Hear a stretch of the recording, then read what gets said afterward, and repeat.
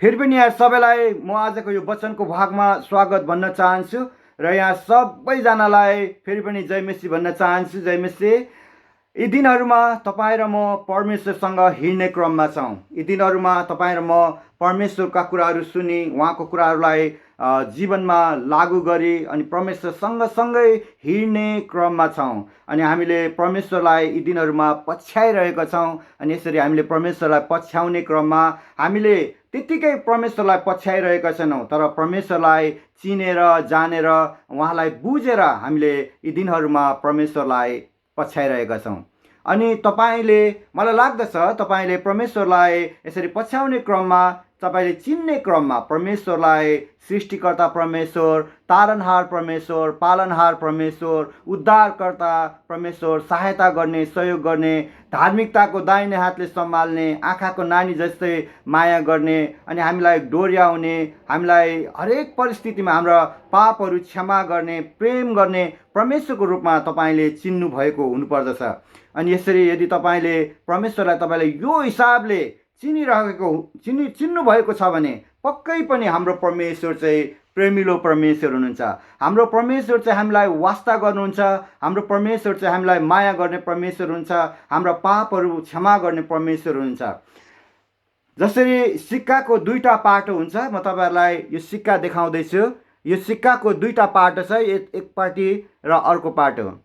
अनि यो सिक्का बजारमा मूल्य निर्धारण हुनको निम्ति, यो सिक्काले बजारमा मूल्य प्राप्त गर्नको निम्ति यो दुईटै भाग चाहिँ महत्त्वपूर्ण हुन्छ।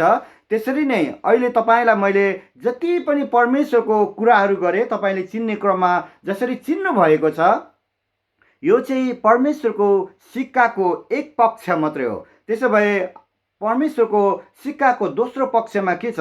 परमेश्वर प्रेमिलो हुनुहुन्छ, अनुग्रही हुनुहुन्छ, दयालु हुनुहुन्छ, कृपालु हुनुहुन्छ, वास्ता गर्ने परमेश्वर हुनुहुन्छ। साथै जब हामी धर्मशास्त्र खोलेर हेर्छौँ भने परमेश्वर चाहिँ डाही परमेश्वर हुनुहुन्छ। उहाँ चाहिँ एकदमै भययोग्य परमेश्वर हुनुहुन्छ। अनि परमेश्वर चाहिँ क्रोध गर्ने परमेश्वर पनि हुनुहुन्छ। आज म तपाईँलाई यो सिक्काको दुईटा पक्ष अथवा तपाईँलाई अनुग्रहको कुराहरू र तपाईँलाई परमेश्वरको भएको कुराहरू, म दुईटै कुराहरू तपाईँलाई एकै साथमा हामीले लानुपर्दछ भन्ने विषयमा तपाईँहरू समक्ष केही कुराहरू राख्न गइरहेको छु। हामी अहिले अनुग्रहको समयमा छौँ। अहिले हामीलाई परमेश्वरले प्रशस्तै अनुग्रह दिनुभएको छ। चाहे हाम्रो जीवनको आत्मिक क्षेत्रमा होस्, चाहे हाम्रो जीवनको शारीरिक र भौतिक क्षेत्रमा होस्, परमेश्वरको अनुग्रह तपाईँ र मेरो जीवनमा प्रशस्तै मात्रामा रहेको छ। परमेश्वरको पूर्व योजना बमोजिम जब जब मानिसहरू पापमा परे, मानिसहरू दोषमा रहे, मानिसमाथि दोष लाग्यो अथवा अनि त्यो कुराहरूबाट छुटकारा दिनको निम्ति परमेश्वरले आफ्नो एकमात्र पुत्र जब यो धरतीमा दिनुभयो र येशू प्रभु पनि यो धरतीमा एउटा सामान्य मान्छेको रूपमा आउनुभयो र कल्भरीको क्रुसमा एउटा असल थुमाको रूपमा, पवित्र एउटा थुमाको रूपमा उहाँ बलि हुनुभएको छ। अनि उहाँ येशू प्रभुले कल्भरीको क्रुसमा एउटा पवित्र रगत बगाउनु भएको छ। अनि त्यो पवित्र रगतद्वारा चाहिँ हाम्रा पापहरू धोइ पखालिएको छ। त्यो पवित्र रगतद्वारा चाहिँ हामीले पवित्र हुने मौका पाएका छौँ। उहाँले दिनुभएको त्यो बलिदानद्वारा चाहिँ तपाईँ र मैले उद्धार पाएका छौँ। तपाईँ र मैले मुक्ति पाएका छौँ। जीवनकोमा एउटा मुक्तिको निश्चयता पाएका छौँ। अनि यो मुक्तिको निश्चयतालाई पक्रेर तपाईँ र म यी दिनहरूमा अगाडि बढ्ने क्रममा छौँ। यो परमेश्वरको अनुग्रहको कारणले गर्दा, परमेश्वरको प्रेमको कारणले गर्दा हामी मानिसप्रति उहाँले देखाउने दया अथवा प्रेम चाहिँ, उहाँले गर्ने प्रेम चाहिँ अनुग्रह हो। अनि यो अनुग्रहको कारणले आज हामीले उद्धार पाएका छौँ। यो अनुग्रहको कारणले मुक्ति पाएका छौँ। यो अनुग्रहको कारणले हामीले विभिन्न आशिषहरू पाएका छौँ हाम्रो जीवनमा। अनि यो क्रिस्चियन जीवन अगाडि बढाउन सकिरहेका छौँ। यो कुनै एउटा तपाईँ र मेरो धार्मिकताले, तपाईँ र मेरो ज्ञानले, बुद्धिले, तपाईँ र मेरो बलले, तपाईँ र मेरो शक्तिले, तपाईँ र मेरो असल कामले गर्दा होइन, तर परमेश्वरको अनुग्रहको कारणले गर्दा तपाईँ र मैले यो धार्मिक यो आशिष, आत्मिक आशिष पाएका छौँ। अनि आत्मिक आशिषहरूमध्ये पनि धेरै आशिषहरूमध्ये उद्धार र मुक्ति चाहिँ एकदमै महत्त्वपूर्ण आशिषहरू हामीले पाएका छौँ। पवित्र आत्मा पनि उहाँले हामीलाई दिनुभएको छ, पठाउनु भएको छ। यी धेरै धेरै कारण, धेरै धेरै कुराहरू छन्। अनि आज हामी अनुग्रहको समयमा छौँ। आत्मिक रूपमा हामीले उहाँबाट यी कुराहरू पाएका छौँ भने अहिले हामी शारीरिक हिसाबले अथवा भौतिकी हिसाबले हेर्छौँ भने पनि तपाईँ र म चाहिँ आत्मिक के अरे अनुग्रहको समयमा छौँ। यो हेर्नुहोस्, अहिले हामी हाम्रो जीवनको हरेक क्षेत्रमा हामी हेर्छौँ भने, चाहे त्यो विज्ञानको क्षेत्रमा होस्, चाहे त्यो मेडिकल साइन्सको क्षेत्रमा होस्, टेक्नोलोजीको कुरामा होस्, है, कुनै पनि सञ्चारका कुराहरूमा होस्, ट्रान्सपोर्टेसनको कुरामा होस्, यी दिनहरूमा हामी देख्छौँ भने अब त के अरे बिना ड्राइभरको गाडीहरू आउन थालिसक्यो, बिना ड्राइभरको रेलहरू आउन थालिसक्यो, है। एकदमै अब परमेश्वरले चाहिँ मानिसलाई प्रयोग गरिकन, परमेश्वरको ज्ञानमा मानिसहरूलाई चाहिने सबै भौतिक कुराहरू पनि अहिले बनाइरहेको अवस्थामा छौँ। अनि हामी चाहिँ एकदमै उच्च बिन्दुमा छौँ, उच्च अवस्थामा छौँ सबै क्षेत्रमा। अनि यो पनि एक प्रकारले परमेश्वरको के अरे अनुग्रहको कारणले हो, है। हाम्रो जीवन सहज बनेको छ। अहिले विश्व चाहिँ गाउँ जस्तो बनेको छ, विश्व चाहिँ गाउँ जस्तो बनेको छ। एउटा यो अहिले संसार नै अब तपाईँ केही समयमा घुम्न सक्नुहुन्छ। युकेमा बसी हङकङमा खाना अर्डर गर्न सक्नुहुन्छ। युकेमा बसी तपाईँ संसारको सबै ठाउँमा तपाईँले बातचित भलाकुसारी गर्न सक्नुहुन्छ, दुःख सुख सेयर गर्नुहुन्छ, है। अहिले हामी यस्तो अवस्थामा छौँ कि साँच्चै नै परमेश्वरको अनुग्रह तपाईँ र मेरो जीवनमा प्रशस्तै मात्रामा रहेको छ।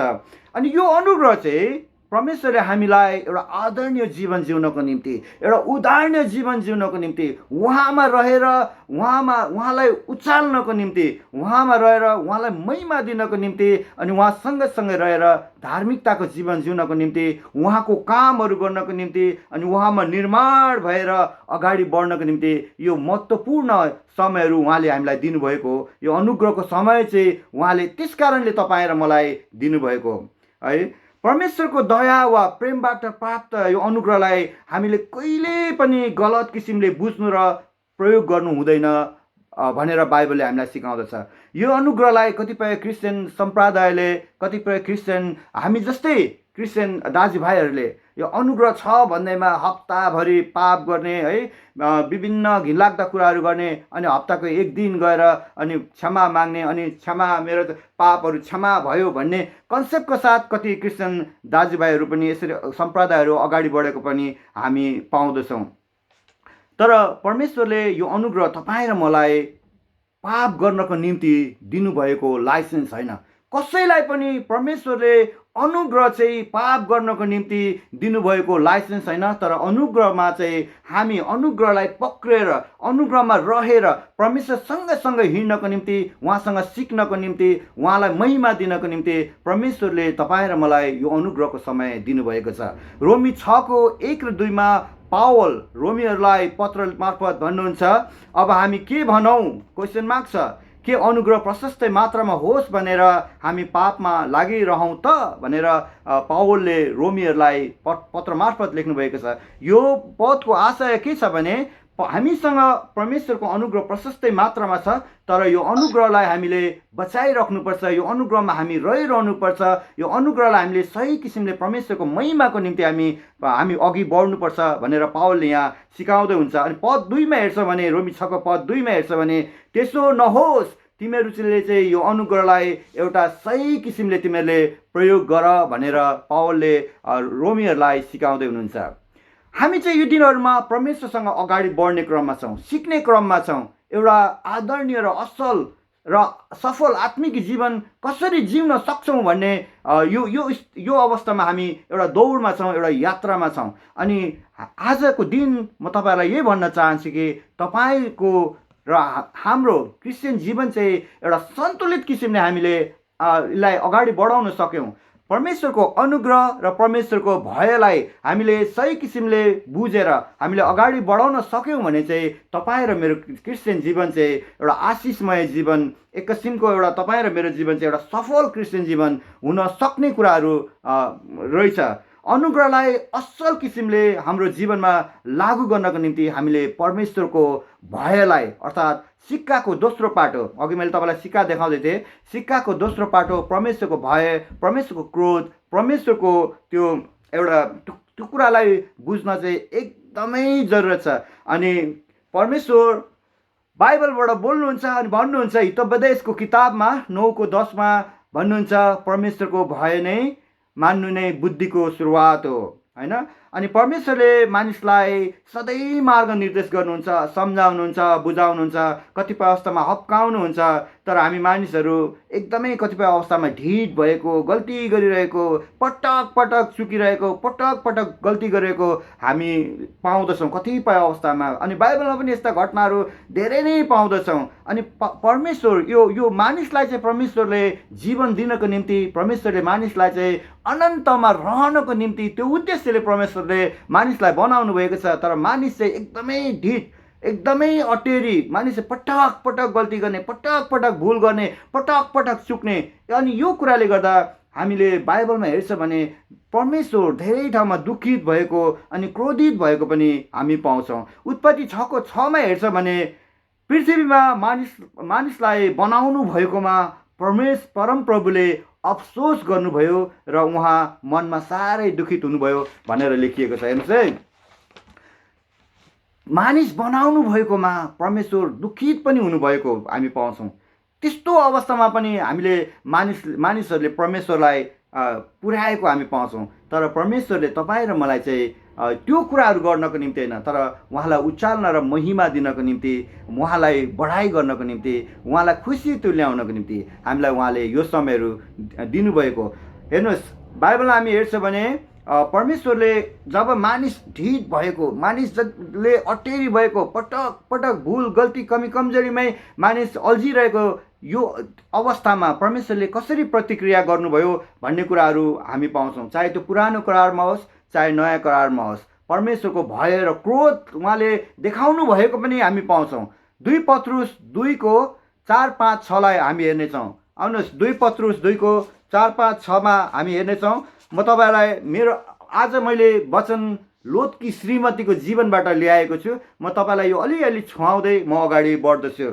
यहाँनिर यस्तो लेखिएको छ 2 पत्रुस 2:4-5-6 स्वर्गदूतहरूले पाप गर्दा परमेश्वरले तिनीहरूलाई बाँकी राख्नु भएन, तर तिनीहरूलाई नरकमा फालिदिनुभयो र न्यायका दिनसम्मको निम्ति पातलको अन्धकारमा जकडी राख्नुभयो। उहाँले स्वर्गदूतहरूलाई पनि छोड्नु भएन।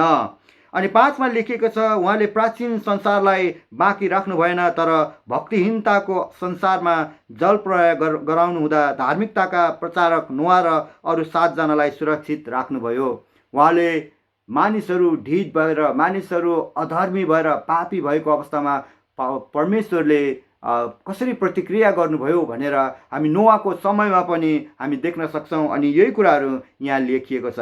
त्यस्तै उहाँले सदम र गमोरा भन्ने सहरलाई भस्म पारेर तिनको अस्तित्व नै मेटाइदिनुभयो र भक्तिहीनहरूको सामु तिनीहरूलाई एउटा उदाहरण बनाउनुभयो। हामीले यो पदहरू हेर्दै गर्दा परमेश्वरले कसरी प्रतिक्रिया गर्नुभयो जब मानिसहरू ढिट भए, जब मानिसहरू अधर्मी भए, पापी भए, मानिसहरूले कुरा सुनेनन्। परमेश्वरले जुन उद्देश्यले मानिसहरूलाई बनाउनु भएको थियो त्यो उद्देश्यमा नलागेर जसरी मानिसहरू अन्य कुराहरूमा लागे, अनि परमेश्वरले चाहिँ यो किसिमले प्रतिक्रिया गर्नुभएको हामी पाउँछौँ। स्वर्गदूतहरूलाई उहाँले नरकमा फ्यालिदिनु भएको पाउँछौँ। जलप्रलयद्वारा न्याय भएको घटनाहरू हामी देख्न सक्छौँ। त्यस्तै सदम र गमोरा भन्ने सहरलाई भस्म पार्नु भएको हामी पाउँछौँ। म तपाईँलाई नयाँ करारबाट एउटा उदाहरण बताउन चाहन्छु। परमेश्वर दुखित हुनुभएको, क्रोधित हुनुभएको। यद्यपि नयाँ करारमा पनि हामी हेर्छ भने मानिसहरूले परमेश्वरलाई धेरै ठाउँमा दुखित पुर्याउनु भएको अनि परमेश्वर क्रोधित र दुखित हुनुभएको हामी पाउँछौँ। हेर्नुहोस्, जब येशू प्रभु यरुशलेममा फर्कनु भयो, उहाँले आफ्नो सेवाकाईहरू छोडेर यरुशलेम फर्किनुभयो। मानिसहरूले परमेश्वरलाई, येशू प्रभुलाई भव्य स्वागत गरेको हामी पाउँछौँ। र दोस्रो दिन उहाँले यरुशलेमको मन्दिर सफा गर्नुभएको, मन्दिर शुद्ध गर्नुभएको हामी पाउँछौँ। यो घटनालाई हामी मत्ती 21:12 र 13 हामी देख्न सक्छौँ। यहाँनिर के भएको छ भने परमेश्वरले दिनुभएको मन्दिरबाट परमेश्वरको महिमा हुनुपर्ने, परमेश्वरले राख्नुभएको मन्दिरबाट परमेश्वरलाई उचालिने महिमा हुनुपर्ने कामहरू हुनुपर्नेमा त्यहाँबाट एकदमै नराम्रो कामहरू, मुद्रा साटासाट, परेवाको बेचबिखन अथवा परमेश्वरलाई चित्त नबुझ्ने कामहरू भएको हामी पाउँछौँ। जब येशू प्रभुले यो कुरा देख्नुभयो, येशू प्रभुले ती सबै टेबलहरू भत्काइदिनु भएको, येशू प्रभु क्रोधित हुनुभएको हामी यहाँनिर पाउँछौँ। तपाईँलाई मैले के भन्दैछु भने अनुग्रहको समय भए तापनि हाम्रो जीवनबाट हामीले पटक पटक परमेश्वरलाई दुखित तुल्याउने, पटक पटक परमेश्वरलाई क्रोध तुल्याउने काम हाम्रो जीवनबाट हुनु हुँदैन। त्यो घटनाबाट हामीले यी समयहरूमा यसरी पनि बुझ्न सक्छौँ, तपाईँ र म चाहिँ पवित्र आत्माको मन्दिर हौँ। तपाईँ र मेरो जीवनबाट परमेश्वर महिमित हुनुपर्छ। तपाईँ र मेरो जीवनबाट त्यो मुद्रा साटासाट गर्ने, परेवा बेच्ने यस्ता किसिमको व्यवहारहरू हुनु हुँदैन। यदि यस्तो व्यवहार भयो भने परमेश्वरको एक प्रकारको प्रतिक्रिया, एक प्रकारको क्रोध तपाईँ र मेरो जीवनमा पनि नपर्न भन्न सकिन्न। यसकारण हामीलाई यहाँ चेतवनी दिइराख्नु भएको छ। हामी चेतवनी स्वरूप यी वचनहरूलाई हामीले लिन सक्नुपर्छ।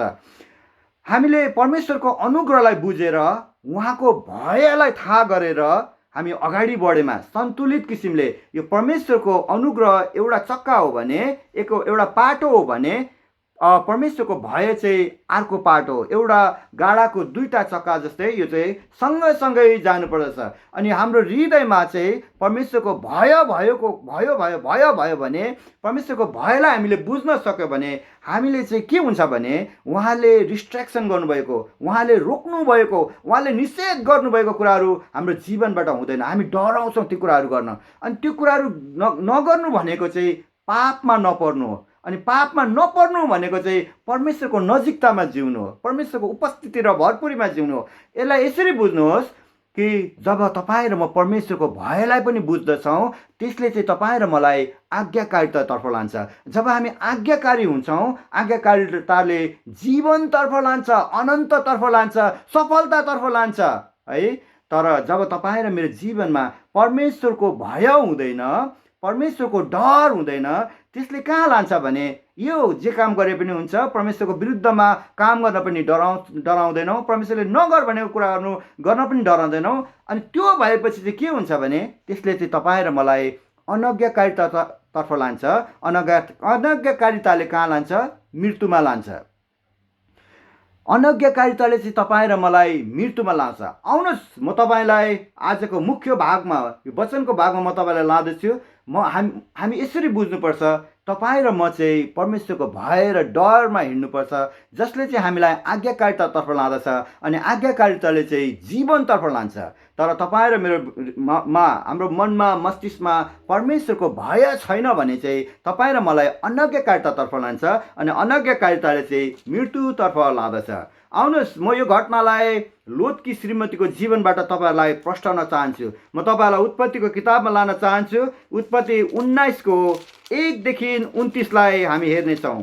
उत्पत्ति 19को 1देखि 29 तपाईँहरूले यसलाई नोट गर्न सक्नुहुन्छ। अनि आज यद्यपि यो घटनाको बारेमा पुरै रूपले बुझ्नको निम्ति तपाईँलाई म यो भन्न चाहन्छु कि उत्पत्ति 19को 1देखि 29लाई तपाईँले पढ्नुहोस्। तर म तपाईँलाई यहाँ मुख्य थिमहरू मात्रै बताउन गइरहेको छु र मैले उत्पत्ति 19को 24देखि 26लाई मैले तपाईँहरूको सामु ल्याएको छु। तर तपाईँहरूले घरमा चाहिँ 19को 1देखि 29सम्म पढ्नुहोला। यहाँनिर लेखिएको छ, आउनुहोस् उत्पत्ति 19को 24देखि 26 तीनटा पदलाई हेर्नेछौँ। अनि यहाँ तपाईँले के कुरा पाउनुहुनेछ। तपाईँलाई परमेश्वरले प्रकाश दिनुहुन्छ यो सुन्दै गर्दाखेरि। अनि तपाईँले मैले पाएको आशिष भन्दा तपाईँले अन्य किसिमले पनि तपाईँले आशिष पाउन सक्नुहुन्छ। मैले भनेको मात्रै हो भन्ने चाहिँ हुँदैन। तपाईँले आफ्नो किसिमले परमेश्वरले तपाईँलाई रिभिल गर्नुहुन्छ, प्रकाश दिनुहुन्छ। आउनुहोस् उत्पत्ति 19को 24देखि 26मा हामी हेर्नेछौँ। तब परमप्रभुले सदम र गमोरामाथि आकाशबाट आगो र गन्धक वर्षाउनु भयो र यसरी उहाँले ती सहरहरू र जम्मै बेसी र सहरहरूका सबै बासिन्दा र जमिनमा उम्रेका सबै थोक सर्वनाश गरिदिनु भयो। तर लोतकी स्वास्नीले पछाडि फर्केर हेरिन् र तिनी नुनको थाम भइहालिन्। यहाँनिर हामी हेर्छौँ भने तीनटा वचन मैले पाठ गरेँ। यहाँनिर अन्य कुराहरू भन्दा पनि लोतकी श्रीमती चाहिँ नुनकी खम्बा भइन्, अथवा लोतकी श्रीमतीले चाहिँ मृत्युवरण गरिन्, अथवा लोतकी श्रीमती चाहिँ मरिन् भनेर यहाँ लेखिएको छ। अनि यो घटनाहरू तपाईँलाई थाहा छ, मलाई जहाँसम्म लाग्छ तपाईँहरू सबैलाई थाहा छ कि यो लोतकी श्रीमतीको यो अन्त्य भएको कुराहरू तपाईँहरू सबैलाई थाहा छ। यहाँनिर लोतकी श्रीमतीलाई बुझ्नुभन्दा अगाडि तपाईँ र मैले लोतलाई बुझौँ। लोत अब्रामकी भतिजा हो यो लोत भन्ने व्यक्ति। अनि यिनी चाहिँ एकदमै धार्मिक किसिमका, धार्मिक स्वभावका थिए। 2 पत्रुस 2:7 यिनलाई धार्मिक लोतलाई परमेश्वरले बचाउनु भयो भनेर लेखिएको छ। यिनी चाहिँ धार्मिक स्वभावका थिए। यिनी सदोम र गमोरामा आफ्नो परिवारसँगै बस्दै आएका व्यक्ति हुन् र यी स्थान चाहिँ यिनीले आफैले रोजेका हुन्। अलिकति अगाडि गएर हामी हेर्छ भने जब अब्रामसँग उनको ठाकठुक पर्दछ, जब भेडा उनीहरूको गोठालाहरू बिचमा, अनि उनीहरू चाहिँ छुट्टिएका छन्, अनि छुट्टिने क्रममा लोतले चाहिँ यो ठाउँ छानेको छ। लोतले आफ्नो लागि प्रशस्त पानी भएको सदोमको बेसीलाई छानेको छ। अनि प्राकृतिक दृष्टिकोणले हेर्दा चाहिँ यो चाहिँ असल छनौट थियो। लोतले एकदमै असल किसिमले असल थियो यो छनौट, तर यो सहर बस्नको लायक थिएन। यो सहर बस्नको लायक थिएन। के थियो त भन्दाखेरि तपाईँहरू सबैलाई यो कुरा थाहा छ। अनि सदोमका मानिसहरू चाहिँ दुष्ट थिए, पापी थिए। पाप अत्याधिक भएको कारणले गर्दा यो सहर चाहिँ न्यायको लागि तयार थियो। परमेश्वरले यो सहरमा न्याय गर्दै हुनुहुन्थ्यो, होइन। अनि हामीलाई यो घटनाबाट आज परमेश्वरले तपाईँ र मलाई चेतावनी दिँदै हुनुहुन्छ। परमेश्वरले तपाईँ र मलाई चेतावनी दिँदै हुनुहुन्छ।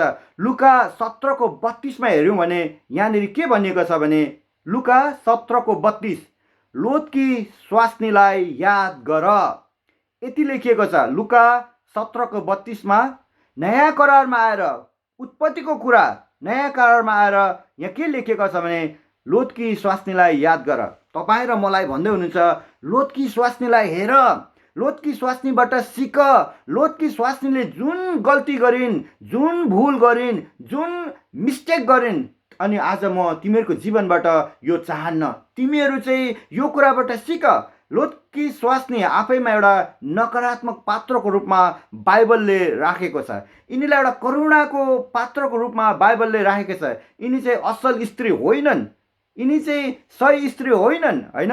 र तर पनि परमेश्वरले के भन्दै हुनुहुन्छ, त्यसलाई हेर, त्यो लोतकी स्वास्नीलाई हेर, होइन। ऊ चाहिँ असल मान्छे होइन। र पनि परमेश्वरले तपाईँ र मलाई के सिकाउँदै हुन्छ, एउटा नेगेटिभ पात्रबाट तपाईँ र मलाई एउटा सही सन्देश दिँदै हुनुहुन्छ, सही किसिमले सिकाउँदै हुनुहुन्छ।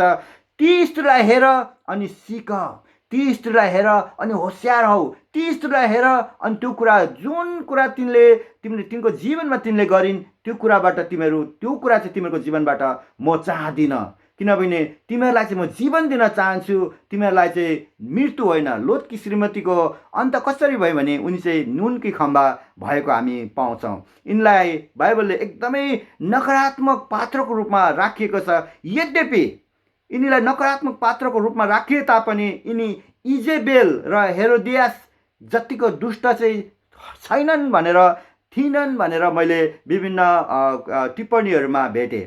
यिनीभन्दा अझै इजेबेल भन्ने त झनै दुष्ट स्त्रीको बारेमा पनि बाइबलमा लेखिएको रहेछ। अनि यिनी चाहिँ यति धेरै दुष्ट चाहिँ थिएनन्।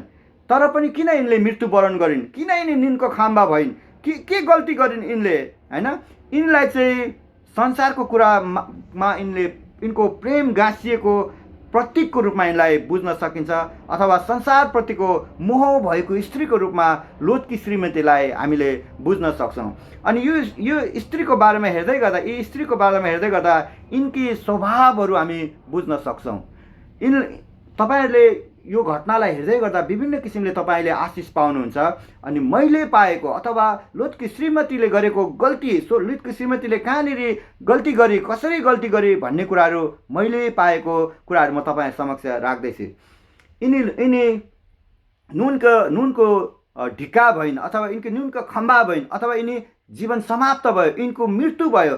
सँगसँगै हिँडेको लोत चाहिँ पार भएको छ। किनभने स्वर्गदूतले भनेको छ कि तिमी चाहिँ नफर्किनु, नहेर्नु, म यो सहरलाई न्याय गर्दै गर्दा, आगो र गन्धकले न्याय गर्दै गर्दा तिमी चाहिँ नफर्किनु, यति नै कुरा भनेको थियो स्वर्गदूतले। तर यी स्त्री चाहिँ यति कुरामा पनि यिनी आज्ञाकारी भएनन्। यी स्त्री चाहिँ यति कुरामा पनि यिनी आज्ञाकारी भएन। तर सँगसँगै भएको लोत चाहिँ उनी चाहिँ सफल भएको छ, उनी बाहिर निक्लेको छ। पहिलो कुरा अनौकारिता, ह्यासट्याग अनौकारिता। यिनको जीवनमा आज्ञाकारिता थिएन। स्वर्गदूतले भनेको कुरामा यिनी अनाज्ञाकारी भए, अर्थात् परमेश्वरबाट आएको आदेशलाई यिनले के गरे, ठाडै अस्वीकार, उल्लङ्घन गरिन्।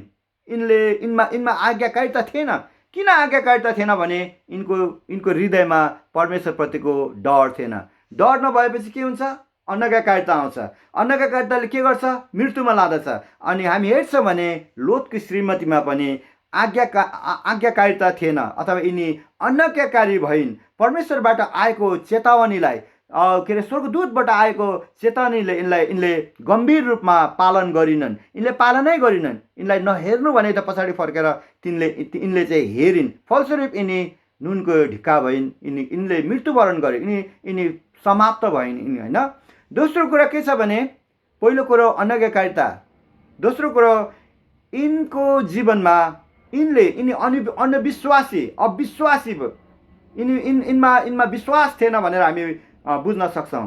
पछाडि फर्किनुको अर्थ तिनी स्वर्गदूत मार्फत परमेश्वरले भनेको कुरामा शङ्का गरिरहेका थिए। यिनमा पूर्ण विश्वास थिएन। स्वर्गदूतले भनिरहेको छ फर्केर नहेर्नु होइन, तिमीले फर्केर हेऱ्यौ भने तिमी चाहिँ मर्छौ, तिमी चाहिँ यो हुन्छौ भनेर स्वर्गदूतले चेतावनी दिँदै हुनुहुन्छ। तर पनि यिनले फर्केर हेरिन्। यिनमा चाहिँ पूर्ण विश्वासै थिएन। स्वर्गदूतले भनेको कुरामा यिनले शङ्का गरिन्। स्वर्गदूतले भनेको कुरामा यिनले विश्वास गर्न सकिरहेका थिएनन्। फलस्वरूप यिनी के भइन्, नुनको खाँबा भइन्। अनि यिनी यसरी हेर्दै थिइन् कि यो सदम, स्वर्गदूतले त भन्नुभयो, तर यो सदम भन्ने सहर नष्ट हुन्छ के भनेर एउटा शङ्काको दृष्टिकोण यिनमा भएको पाउँछौँ। अनि यहाँनिर हामीलाई बाइबलले सिकाउन खोजेको कुरा चाहिँ के भने, तपाईँ र म चाहिँ विश्वासी हौँ। हिब्रू 11:1ले के भन्छ भने, अब विश्वास चाहिँ आशा राखेको कुराको निश्चय र नदेखेको कुराको ढिड भरोसा हो। अथवा परमेश्वरको कुरामा हामी बिना शङ्का, परमेश्वरबाट आएको कुराहरूमा हामी बिना शङ्का विश्वासमा रहनुपर्छ। त्यसो भयो भने चाहिँ तपाईँ र मलाई जीवनतर्फ परमेश्वरले अगाडि बढाउनुहुन्छ। तपाईँ र म पनि यदि हाम्रो हृदयमा अविश्वास छ भने, हाम्रो हृदयमा शङ्का छ परमेश्वरको कुरामा भने, तपाईँ र मेरो जीवन पनि अगाडि बढ्नको निम्ति गाह्रो हुन्छ। नम्बर 3, तेस्रो कुरा के, तपाईँहरूले धेरै कुरा पाउनुभएको हुनुपर्छ। मैले टिपेका कुराहरू चाहिँ यी छन्। पहिलो कुरा अनज्ञाकारी थिइन्। दोस्रो कुरा अविश्वास थियो यिनको मनमा, यिनको हृदयमा। तेस्रो कुरा थियो यिनको संसारप्रतिको मोह। यिनको एउटा यस्तो किसिमको एट्याचमेन्ट थियो यो सदोमप्रति कि यिनी चाहिँ त्यसमा यिनको लालसा थियो। तिनमा यिनी भुलिरहेका थिइन्। अनि त्यो मोहबाट यिनी मुक्त भएको थिएनन्। अनि परमेश्वरले तपाईँ र मलाई सिकाउनु र बताउनु चाहिराख्नु भएको कुरा स्त्रीको जीवनबाट, तपाईँ र म चाहिँ संसारमा भए पनि हामी संसारका होइनौँ। हामी चाहिँ संसारको कुरामा मन लगाउने, संसारको कुरामा भुल्ने, संसारपट्टि फर्किने परमेश्वरले चाहनुहुन्न। तर तपाईँ र म चाहिँ माथिको कुरामा मन लगाएर अगाडि बढेको परमेश्वर चाहनुहुन्छ। आज लोतकी श्रीमतीलाई हेर भनेर परमेश्वरले हामीलाई भन्दै हुनुहुन्छ। लुका 12:17-32 लोतकी श्रीमतीबाट सिक भन्दै हुनुहुन्छ। अनि आज तपाईँ र मैले सिक्नुपर्ने कुरा चाहिँ लोतकी श्रीमती चाहिँ संसारको मोहमा, संसारप्रतिको एउटा प्रेममा यिनी भुलेको थिइन्। तपाईँ र म चाहिँ यसरी भुल्नु हुँदैन भनेर पनि परमेश्वरले तपाईँ र मलाई सिकाउँदछ। विशेष गरी नम्बर 4मा के छ भने, हामीलाई परमेश्वरले अरूलाई सिकाउनको निम्ति, परिवारलाई असल किसिमले गाइडेन्स गर्नको निम्ति परमेश्वरले तपाईँ र मलाई यो अनुग्रहको समयमा अनुग्रहमा राखिकन हामीलाई यो कुराहरू दिनुभएको छ। तपाईँ र मेरो जीवनमा मत्ती 28:20 परमेश्वरले महान आज्ञा दिँदै भन्नुहुन्छ, मैले तिमीलाई आज्ञा गर्न सिकाएका सबै कुरा पालन गर्न तिनीहरूलाई सिकाऊ।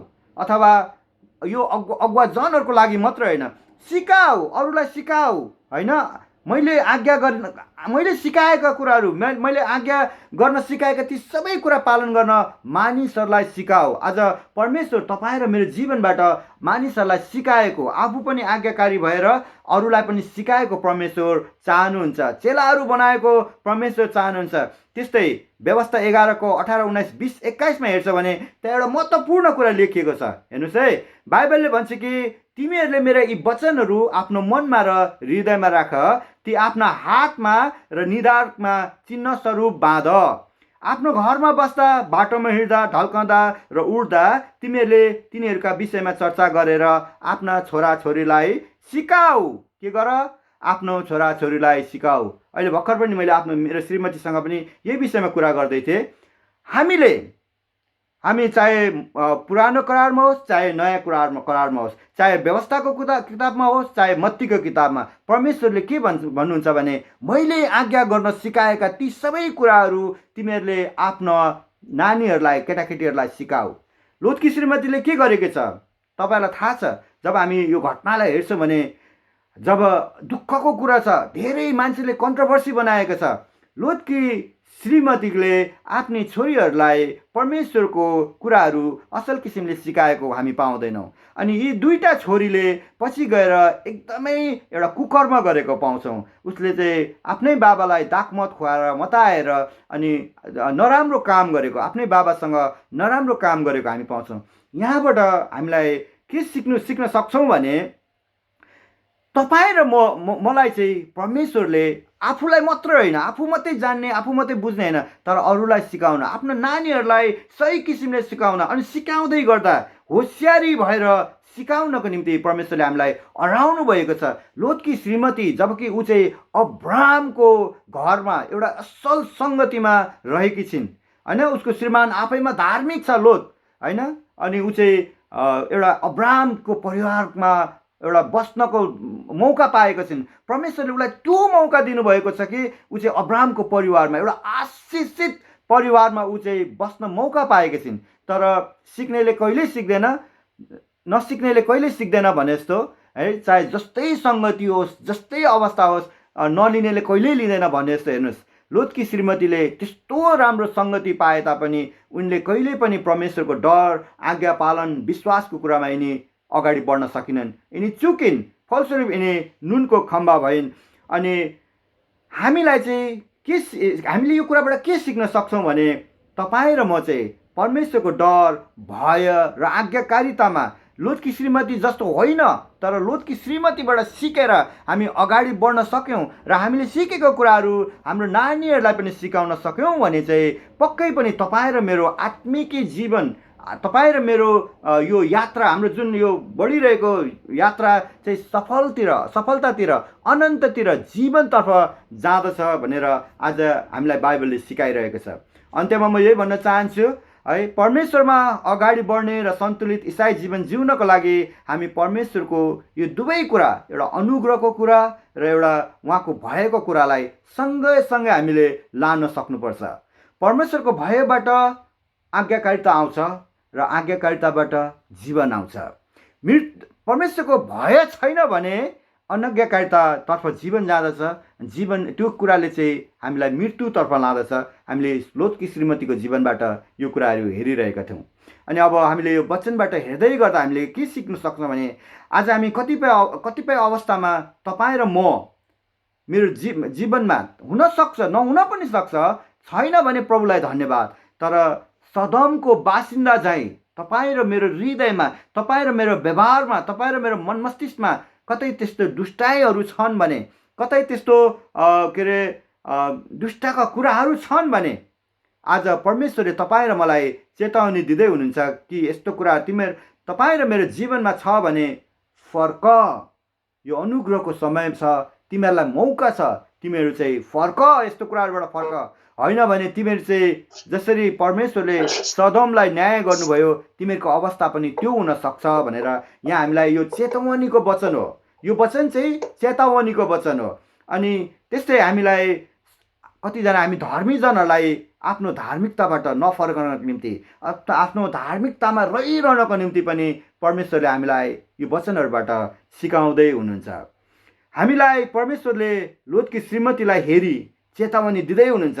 हामी अविश्वासी होइन, हामी संसारतर्फ संसारको मोहमा होइन, तर हामी चाहिँ विश्वासमा अघि बढ्ने होइन, अनि परमेश्वरको कुराहरूमा माथिको कुरामा मन लगाएको चाहिँ परमेश्वर चाहनुहुन्छ। संसारसँग रमाउने होइन, तर परमेश्वरको डर र भयमा अगाडि बढेको परमेश्वर चाहनुहुन्छ। साथै लोतकी श्रीमतीलाई चाहिँ आफ्नो सन्तानलाई परमेश्वरको कुरा नसिकाउने होइन, तर हाम्रो सन्तानलाई, हाम्रो नानीहरूलाई, हाम्रो भावी सन्ततिलाई परमेश्वरको डर र भयका कुराहरू सिकाउँदै प्रभुमा सिद्ध बाटोमा डोर्याउने, सिद्ध बाटोमा हिँडाउने जिम्मेवारी पनि तपाईँ र मलाई परमेश्वरले दिनुभएको छ। मलाई आशा छ जसरी लोतकी श्रीमतीको अन्त्य भयो, परमेश्वरको इच्छा कुनै पनि मानिस जातिमा त्यो होइन। परमेश्वरको इच्छा चाहिँ अनन्तता हो, परमेश्वरको इच्छा चाहिँ जीवन दिनु हो। तर कतिपय अवस्थामा तपाईँ र मेरो कर्तव्यको कुराहरू हुन्छ, कतिपय अवस्थामा तपाईँ र मेरो जिम्मेवारीको कुरा हुन्छ। अनि तपाईँ र म यदि हामी पनि हाम्रो ठाउँमा रहेर यी हाम्रो उत्तरदायीहरू, जिम्मेवारीहरू पुरा गर्न सक्यौँ भने हाम्रो आत्मिक जीवन अवश्य पनि सफल हुनेछ। तपाईँ र मलाई परमेश्वरले पक्कै पनि आशिष दिनुहुनेछ। धन्यवाद। जय मसीह।